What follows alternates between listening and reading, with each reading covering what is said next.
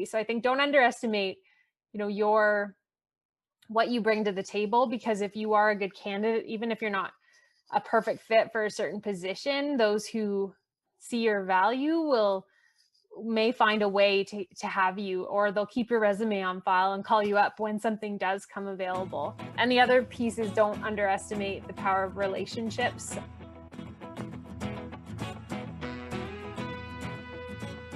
Welcome to episode 20 of the FoodGrads Podcast, the podcast where we explore careers in the food, beverage, and hospitality industries. I'm your host, Veronica Hislop, a molecular science graduate student and career partner with FoodGrads. On this week's podcast, I interviewed Danielle Collins, Economic Development Policy Analyst at the Ontario Federation of Agriculture. The Ontario Federation of Agriculture, or OFA, is a farmer-led dynamic provincial lobby which works to represent the interests of its farm members to the government. Their mission is to work collaboratively towards a profitable, sustainable future for Ontario farmers.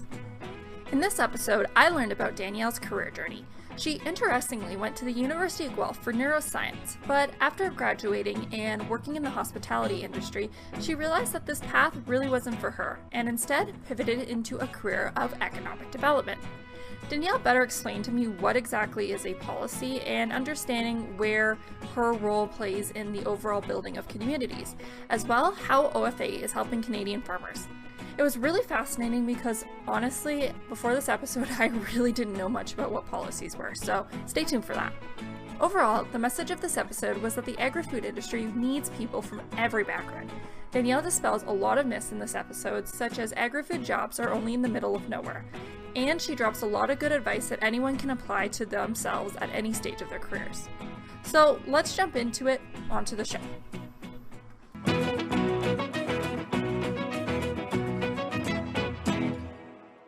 Thank you, Danielle, for coming on the show. I'm excited to have you on the show because I know that FoodGrads has been partnering with the initiative from the Ontario Federation of Agriculture with their Feeding Your Future campaign right now. So it's great to have someone who's on this other side that can tell us about this great program and, of course, tell them about you yourself. So thanks for coming on the show.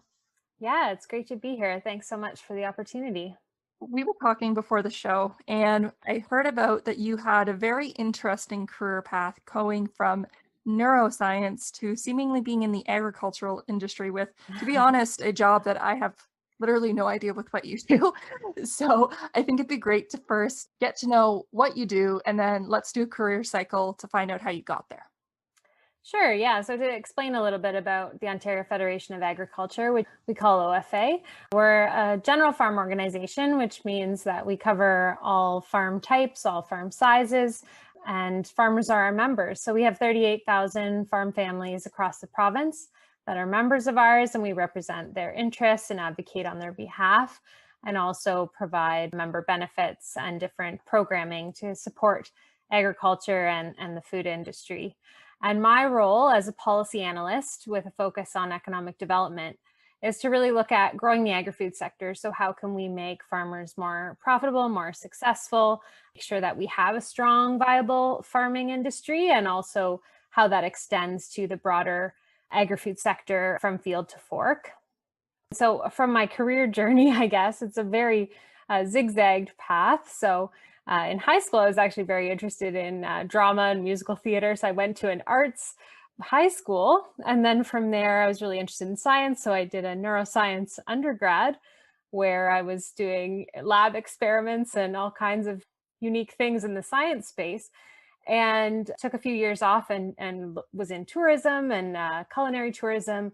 I grew up in Niagara Falls, so and Niagara on the Lake. And so spent a lot of time working in that sector, and really that's where my passion for local food grew. And then returned to school to do a master's in economic development. I was really interested in business and thought I wanted to get into something related to environment and sustainability. And then kind of honestly just found this very unique way to apply my interest in agriculture and local food and merge it with my education in economic development. So I actually applied for the job, a different job at OFA, and they actually created this position for me. So that's another story.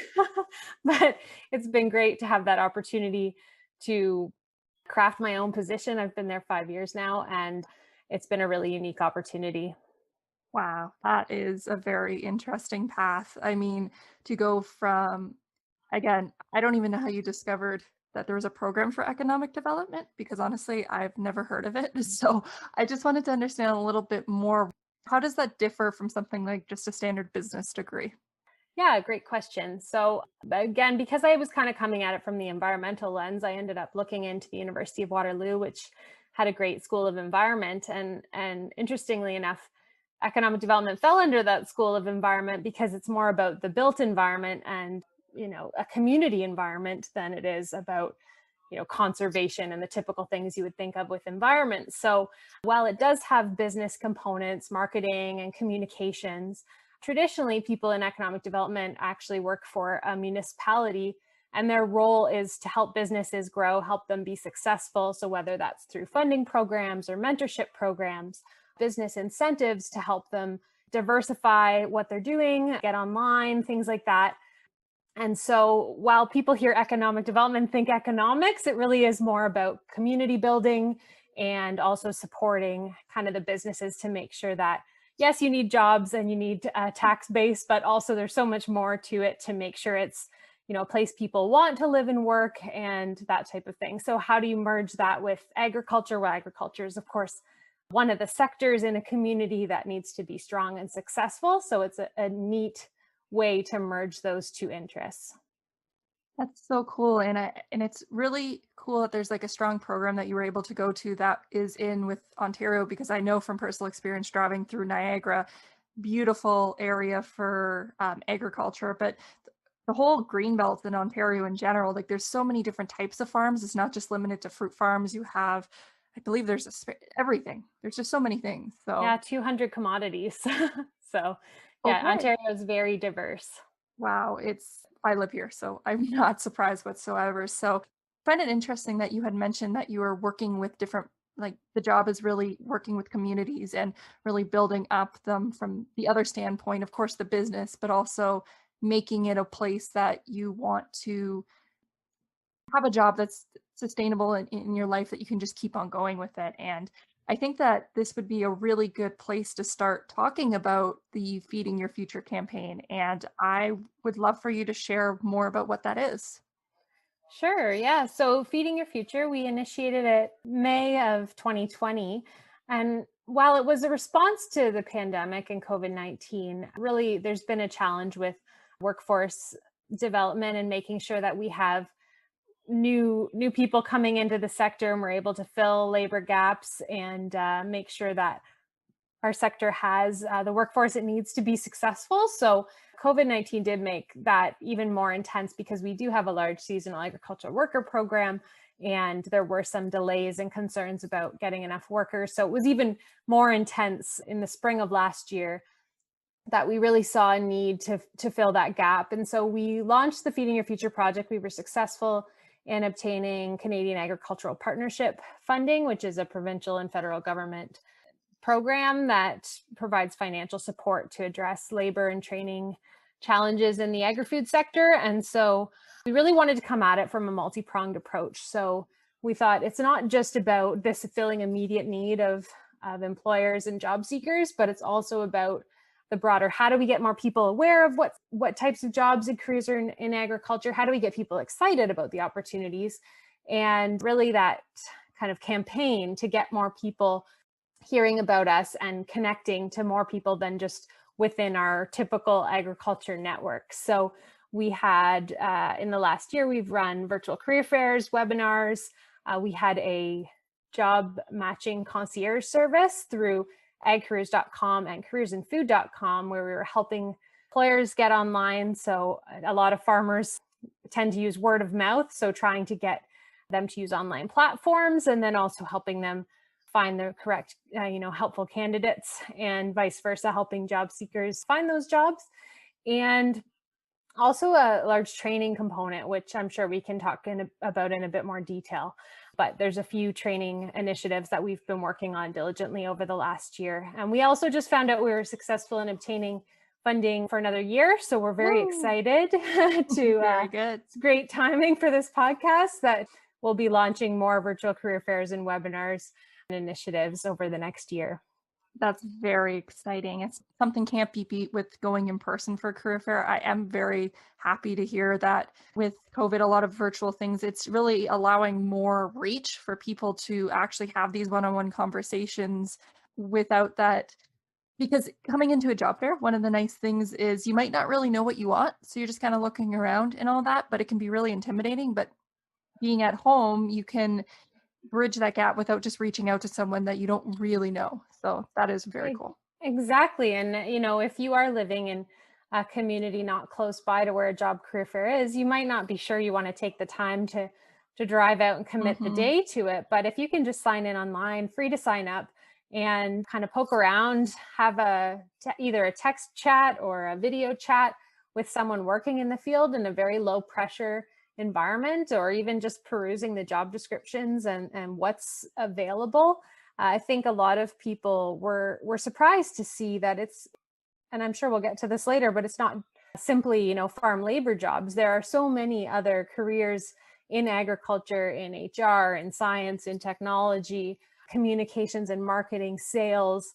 So we really do need all backgrounds at the table. And so to be able to showcase that and to be able to showcase what types of jobs are available, that you can work in candy manufacturing, or you could work, at a tractor dealership, or, actually going out and working with farmers one-on-one. There's so many different types of careers depending on your skill sets and your interests. And so we hope with those, it's also giving people a low pressure glimpse into what's available. So let's actually talk about that more right now, because I'm curious about the program. So I keep saying the word students, but that's very much a broad range of people, from high school students to first year university students to maybe even graduate students.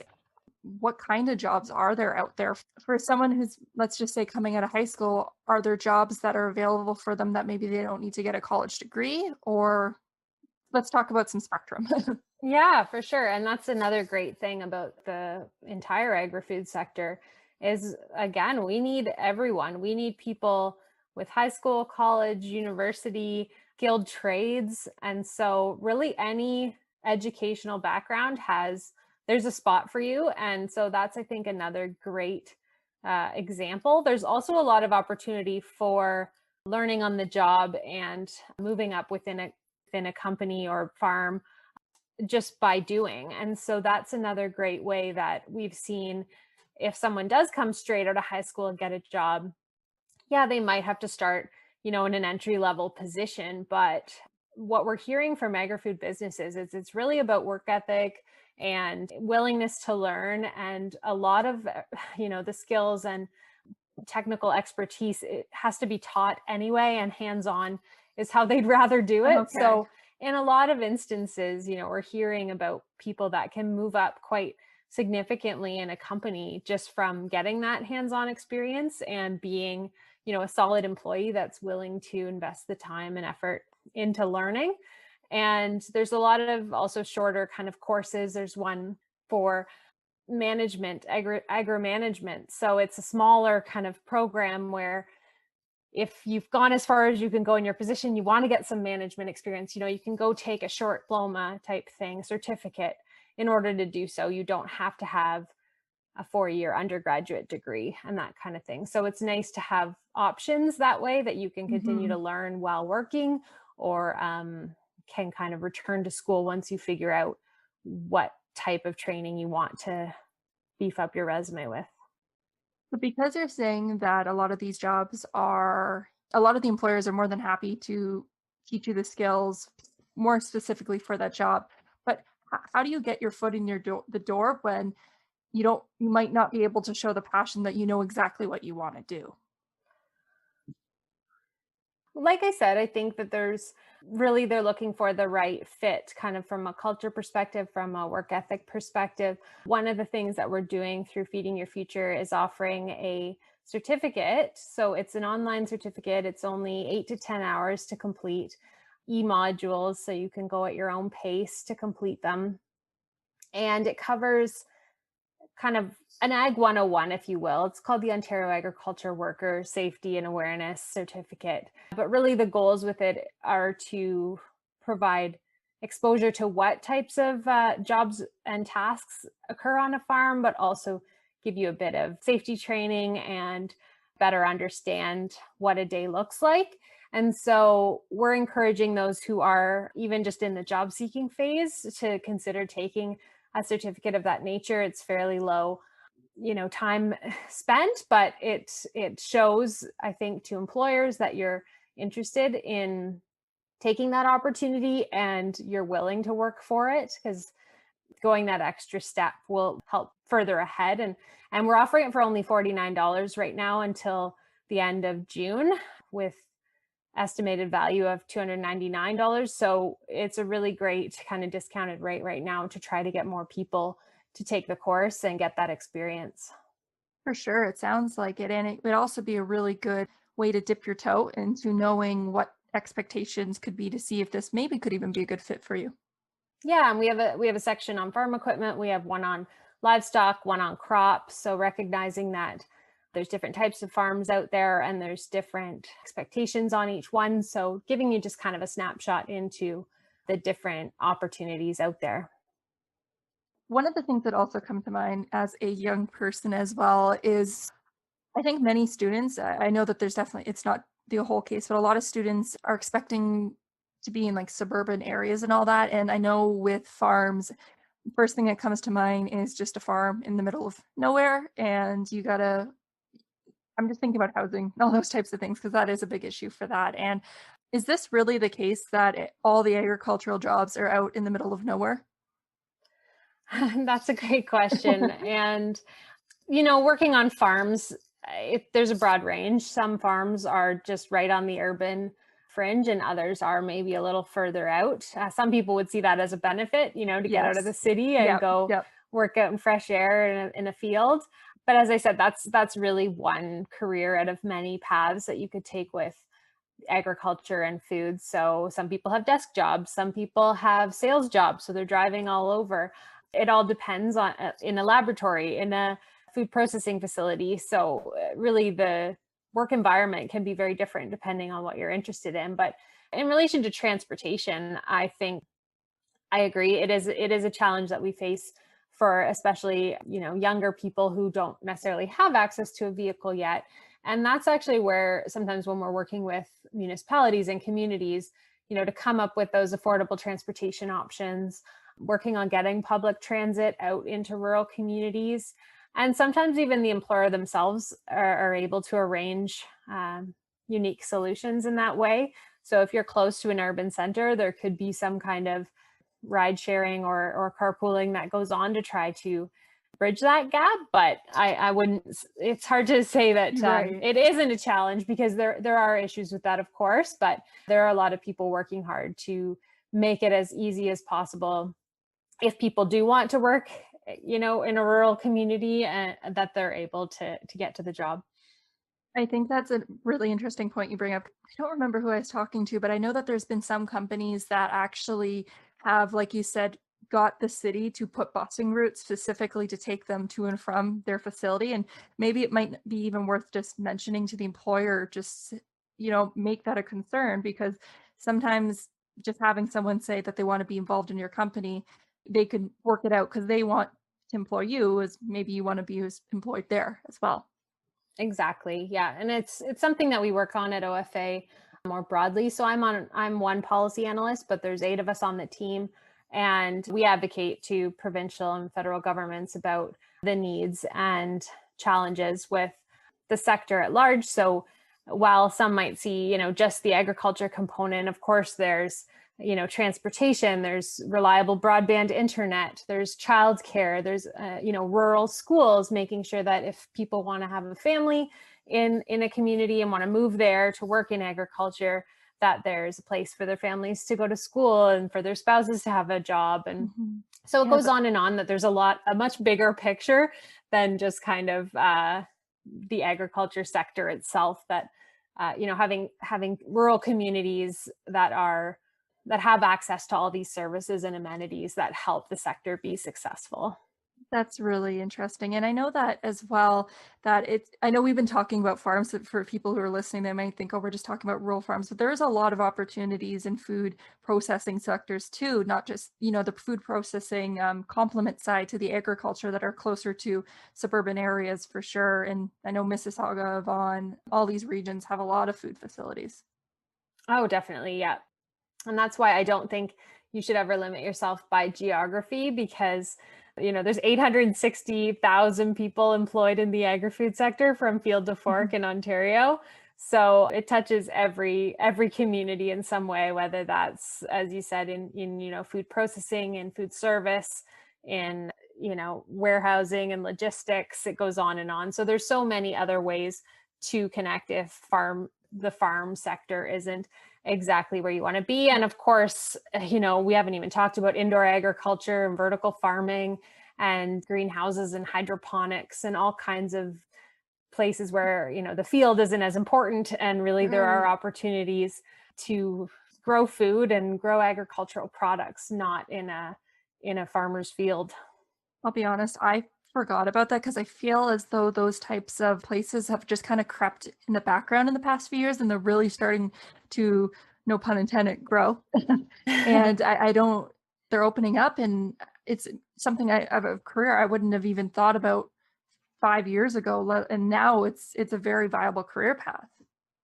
For sure. And I mean, we haven't talked about it, but of course, the cannabis industry, Yes. the legalization, and how, Niagara College has done a great job of really legitimizing the industry and providing training and certificates and, making it a profession in its own right, when it might have, some stereotypes associated with who would work in that industry. But it is very, technical. There's a lot of science. There's a lot of, agronomy that goes on to make plants grow. And it's no different in that industry. So certainly exploring the opportunities, both indoor and outdoor agriculture, and a lot of automation as well, which requires maybe the machine itself is doing the harvesting or the treatments, but we need someone to program the machine or to repair the machine or to analyze the data that comes out. So again, a lot of different skills that are going on other than just picking, the fruit or vegetable off of the plant or the tree, that will be more and more important as we move forward and digitize and have more technology in the food sector. I actually want to cycle the conversation back to you because I've been thinking about the career in that. And one of the things that you had mentioned is policies. And I know it might be a silly question, but I just wanted to better understand what a policy is and how does it even start to get going, I guess. Yeah, no, it's a great question. So that typically is initiated at the government level. And so, well, I guess it works both ways. So whether the government has decided, we need this in place either to protect something or to promote something or to, stimulate something. So whether it's so broad to talk about policies, but they're in place for a reason, but then they're also, so there are acts and legislation that's in place to, say, protect water or to enable farms to have what's called normal farm practices, things like that. So every once in a while, the government will review those things and maybe change them or propose changes to them. And that's kind of where our team can provide input, good or bad, to say, how is this going to impact agriculture? And that's kind of where I say our team is a team of 8, because, we have people on our staff that cover, water issues or property assessment and taxation or labor or climate change or energy. And so all those policies that the government is proposing, we can provide input into and say, how is this going to affect farmers and agriculture, and try to assist them in developing those policies so that they do what they're meant to do from a regulatory perspective, but they also don't provide too much red tape or restriction so that it causes farms to have challenges, with profitability or sustainability. Wow. Honestly, that's really fascinating because it sounds, it's such a big scale agriculture. Like it's not like you're dealing with just one farm where you can track the amount of crops that are grown this year to the next. Like it's a huge amount of people and data and all those types of things involves. And I'm wondering, how do you even start to measure if something like, for example, the initiative with Feeding Your Future, how do you even begin to know if it's making an impact? Do you use any tools? Yeah, it's a great question. So as I mentioned, we're funded by the provincial and federal governments through the Canadian Agricultural Partnership. So this is a large funding envelope that has all kinds of different streams, from economic development to environmental stewardship to protection and assurance, which is more kind of like traceability and food safety.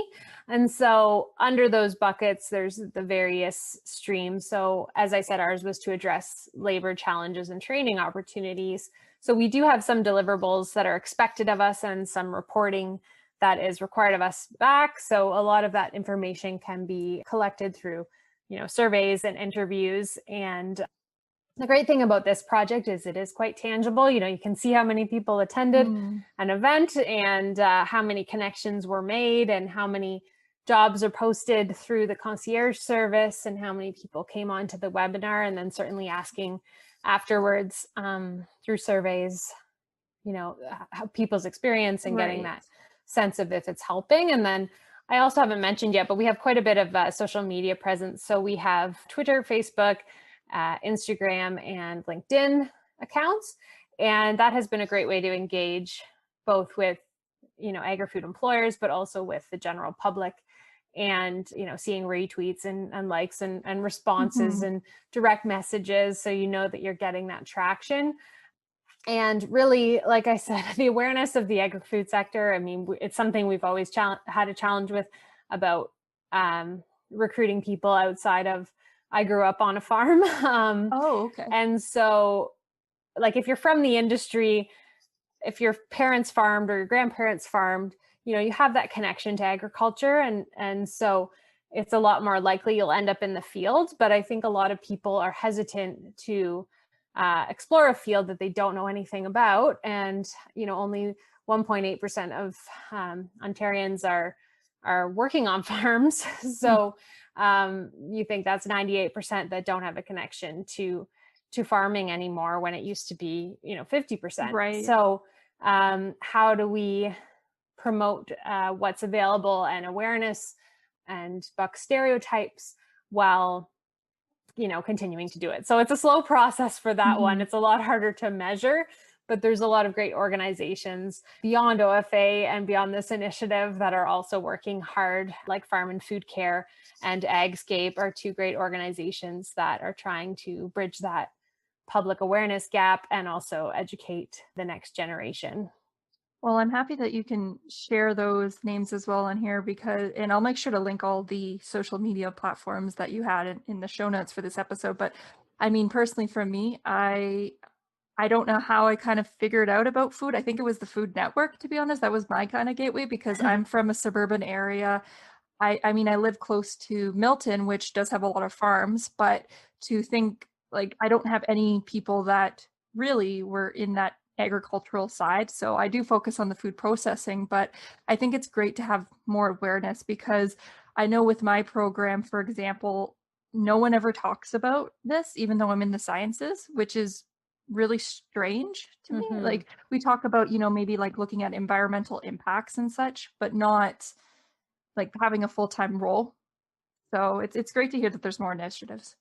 Yeah. And even, with science, things like nutrition, right? Or nutrient management, or there's so many aspects of the food sector that require a strong science background as well, and specific to agriculture. It is very scientific, actually, about how to grow a plant or an animal successfully. And I'm still in awe of the people that have that background and that understanding of weed science and fertilizers and how to optimize growth and those things that, from an economic development perspective, I don't necessarily think specifically about the science behind it, but I think there's a lot of great opportunities there if you're willing to explore the sector. And I also don't have a farming background, and growing up in Niagara, the same. I had friends that were from the sector, but I honestly just kind of fell into it. And it seems to be those who don't have an ag background kind of do fall into it. It's So true. I'm hoping that, through this program, we're doing a lot of profiling as well of individuals that have interesting jobs in agriculture and a lot of times didn't come from a farm background, to try to showcase that there are ways to get into it without. And so just take a chance, right? Give it a try, and you'd be surprised how rewarding it can be, especially even if you just, like cooking, or you like, going to the farmer's market. It's very rewarding, I think, to work in the food sector and be part of that. I agree. I got to shuffle your information over to the biology students in my program. I feel like a lot of them, again, like I've been in this program, and when I was doing all the Ryerson career fairs, when I was early in my undergraduate degree, there was nothing. I'm very honest. There was very much nothing that I could go to find out more about like food and agriculture. So I'm happy to hear that, even like, again, with these virtual career fairs, although not the ideal, at least now there's like a gateway for someone to start to have these conversations, because career fairs were one of my favorite things in undergraduate, to like learn more about another field that I had no idea about. So yeah, and I find that, at least for my career path, it was a lot easier to find out what I didn't want to do than to really find out where I did. And so you kind of, I mean, my advice to those who are in that early days with their career is it doesn't hurt to try, and you don't have to have a completely linear path of knowing exactly where you'll end up, but it's always great. I mean, I find with my science undergrad, I have, I use those Right. analytical skills every day in my job by being able to analyze policies and, have that skill set. And so even though, I'm not working in that field exactly, it's a skill I've carried with me. And drama and musical theater, you wouldn't think, but public speaking and that comfort, to go to conventions and conferences and be able to speak, having that skill set. So I think really you should look at yourself as what do I have to offer? What are the skills that I've developed through my background, and how can I apply that? Because you'll be surprised at how transferable a lot of those skills are. do you have any advice? This actually really folds well to one of my questions, because do you have any advice when it comes to, it seems like the farming industry is moving, well, I say farming, but the whole agricultural industry is moving at a really strong pace. And sometimes I don't think that people realize that they have skills that could be transferable to other fields. With young people, with these skills that are transferable, what advice would you give for them to be able to package what they have and kind of highlight it, that it can become transferable? Yeah, I think, from an agri-food employer perspective, they're looking for, as I said, kind of more of that work ethic and reliability. And we've heard about it in a few other sectors as well. But I think, that willingness to show up every day and try and give it your all, and willingness to learn. And so any way you can showcase that in your resume will provide that background. So even if you think some volunteer position you had or something else doesn't seem relevant, it does show you're taking initiative. It shows that you're willing to commit to something. And so, I think just don't be shy to put your name out there. And I would say a huge thing is get to know the sector or the business themselves and try to tailor, to show that you did your research and that you genuinely do have an interest. I know it's hard when you're job seeking, you're kind of just throwing all the resumes and seeing what sticks. So it is hard to do that, but it goes a long way as someone who's helped in the recruiting process to just see that someone has taken the effort to understand, what is OFA? What do we do? And as soon as they can say that back to you, it's very impressive that they put in the time, instead of just seeing, oh, it's this role, I think I could do that role. It's why OFA though? Why my organization? And so I think that's the same with other businesses. If you can show why specifically their business spoke to you, and that you've done a little bit of research, that goes over and above, I think,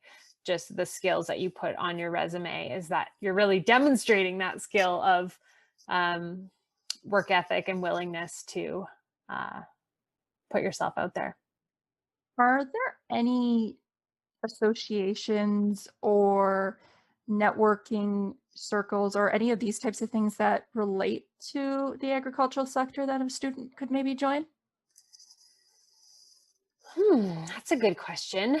Certainly, your what you're doing with FoodGrads is great for food processing. And I couldn't speak to specifically, but there's 4-H, there's Junior Farmers of Ontario are two that come to mind that are kind of for the younger, and in agriculture we call under 40 younger. So, to get more engaged. And I hear 4-H, I've never done 4-H myself, but I hear 4-H has been a great bridge, especially if you're from an urban community, to just learn more about agriculture and about food. And then the University of Guelph, of course, everyone sees that university as the agriculture and the food university. So there's lots of clubs and groups within that, if you did end up going to school there. Those are kind of the few off the top of my head. There's definitely a lot of organizations and local groups. So I would say, especially if you are based in a more rural area, you could connect with some of the local organizations, because a lot of the national or provincial organizations have a local chapter. So you can kind of explore it that way. Okay. Yeah, I bet there's tons. I could imagine that honestly with a quick Google search, you could probably write like Ontario agricultural networking. Probably might be something there. So yeah. But it's cool about it's interesting that you mentioned 4-H. They're actually one of the ones I want to eventually get someone on the podcast on here, because I think that's another thing I want to just learn more about, because their name keeps popping up. So yeah, and I hear it as well all the time, how it's really developed people and assisted them with their journey, and if they are from an urban background, and to especially if they're in livestock and they're dealing with a cow or something like that, it's a completely different experience than they're used to. So I think try new things, explore new things, put yourself out there, volunteer at your local farmers market, anything that you can kind of see as a way to showcase your interest in agriculture and food. And even if it doesn't lead to a career, whether you want it to or not, it's always good to know more about where your food comes from and better understand the food system. So that's good for your health and your well-being anyway. So there's not really a downside to giving that a try. For sure. And you never know when it'll pop up and maybe be relevant to because sometimes, like, another thing that I've heard is that things that you might not think are relevant to your resume are actually, I remember I had applied to a company that makes French fries, and they said, "Oh, have you not worked in any fast food places?" And I said, "Well, yes, I did." And they're like, "Well, why didn't you put it on the resume?" And I was like, "Well, I didn't really think it was relevant to this type of job." And they said, "It's really relevant because that's where our product goes, and we want to know that you have been involved with our product." So I thought it was funny. Yeah, exactly. And I think that this is a good point to also ask you about, we've been kind of talking about it, but I wanted to know if you could give any advice to students or young people thinking about pursuing a career in agriculture, food, beverage, these types of industries. What advice would you give them? I would say think about what your interests are and how that might apply to this career. We haven't even talked about craft beer, craft cider, that whole industry, tourism, right? There's a lot of really neat jobs and interesting ways that you might not think of as agriculture, but they're definitely connected. And like I said, if you have a passion for, say, cooking or shopping local, that's already something that I think can be easily applied to an industry like this. The other piece is probably reiteration of the background and the skill set. We are looking for people in all sectors, from all backgrounds, from all educational, attainment. We really do need people in everything. So if you have an interest in agriculture or food, there is likely a job already out there waiting for you.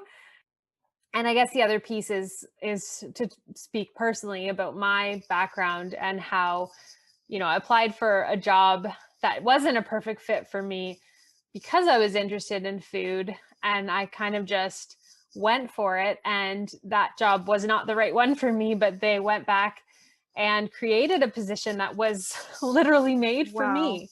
So it's really, you have no idea. They said, we've always been thinking about economic development, but we've never really the resources behind it. And then you just appeared and had that background, and it was a great opportunity. So I think don't underestimate,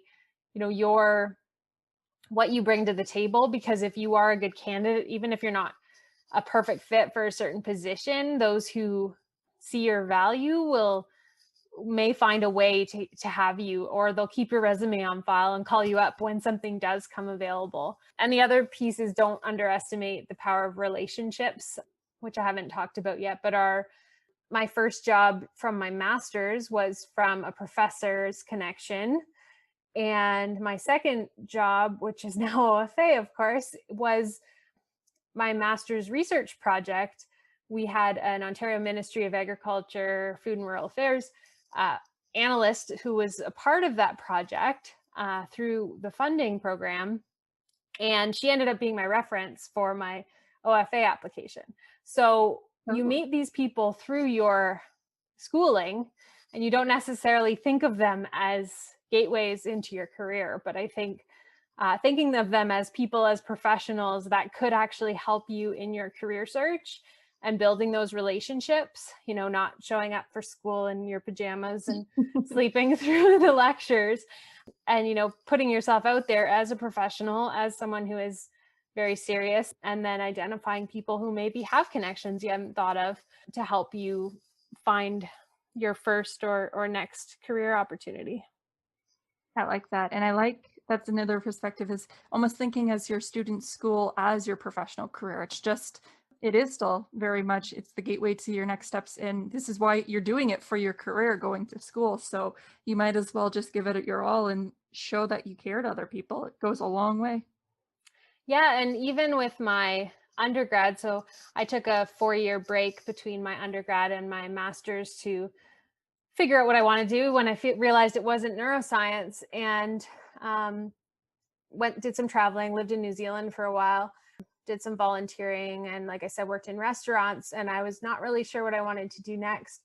And actually my friend who was in undergrad at the same time as me, she told me she was applying to this master's program. And I said, we've been out of school a few years. Who are you even going to use as a reference? I don't even know who would know if they'd even remember me. And I messaged the professor that I worked with, 4 or 5 years earlier. And he said, yeah, I was wondering where you ended up. And of course, I'll write a letter of recommendation and everything else. So you kind of underestimate, what's possible. And so making that impression on him that he still remembered me and was so willing to vouch for me, I think is really important. So not just seeing it as your grades and getting the degree, but actually thinking about it as a networking opportunity in itself before you even get out into the career world. Thank you so much for even just mentioning that, because that's a fear of mine, is always when I'm thinking, when it comes to that last line where it says references, and I'm like, I haven't talked to this person in 2 years. Who am I to I don't even think they'd remember me, even though it sounds absurd when they probably hung out with me for 2-3 years. And I'm like, why would they write me a reference letter? Yeah. And I think we have that, that self-doubt or that lack of confidence, especially early in our careers, that we don't really see it from their perspective as a professor or whoever, that's kind of their gig. They know that students are looking for their support in order to make those career moves. And generally speaking, if you were a good student and a reliable student, they'd happily support you in your career path. So it doesn't hurt to ask, right? The worst thing they can say is no, or dodge your email. But at the end of the day, it's way better to put yourself out there, because honestly, like I said, when I applied to this master's program, I didn't know what economic development was either. It seemed like business and environment, and I had this weird neuroscience degree, and they took kind of backgrounds from all disciplines. And so I said, okay, as long as I apply and get in somewhere, then I can always transfer into another program once I figure out what the heck this thing is. And going into it, I had no idea what it was. And the learning curve was very steep, but then I just fell in love with it. So it's quite interesting how it all comes together, even though it's very much not a linear or logical pathway, but just keep trying. Yeah, it'll work out. For sure. I love that. And it really brings home the message of this whole initiative and Feeding Your Future and just the agriculture and the food industry in general, that they're looking for people from all walks of life. They don't expect every single person to have been in a lineage line of people who have been farmers for their whole lives or their family's been working in the farm. They want all disciplines because it gives these new perspectives to things that really, that's what the industry needs to continue to grow and be strong and still be a strong force in Ontario. Exactly. We need that diversity. We need fresh blood, fresh perspectives, new ideas, and skill sets that you don't just get from growing up on a farm. You do genuinely have to get them elsewhere. And so that's where we'd love to loop more people in and have that conversation of how can we help you find your dream career in agriculture. Awesome. I think that is a great place to end the show, but I had 2 questions because I just want to really drive home for if students want to get involved with Feeding Your Future or find out more or, go through it, what can a student do? Yeah, so we have a website, feedingyourfuture.ca. And as I said, for social media channels as well. So that's a great place to connect. We have an email address as well, feedingyourfuture@ofa.on.ca. So you can email us directly. I'm on Twitter as well, personally at Let's Grow Food, and happy to connect with you there or on LinkedIn. And really just hopefully you can find some way to connect with us and learn more about what the project is. And if you have any additional questions, we'd be happy to help you.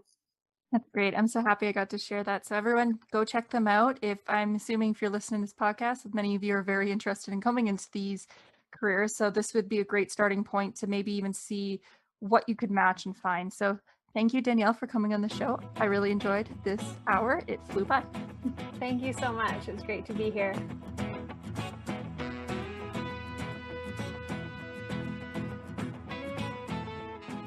That was episode 20 of the FoodGrads Podcast.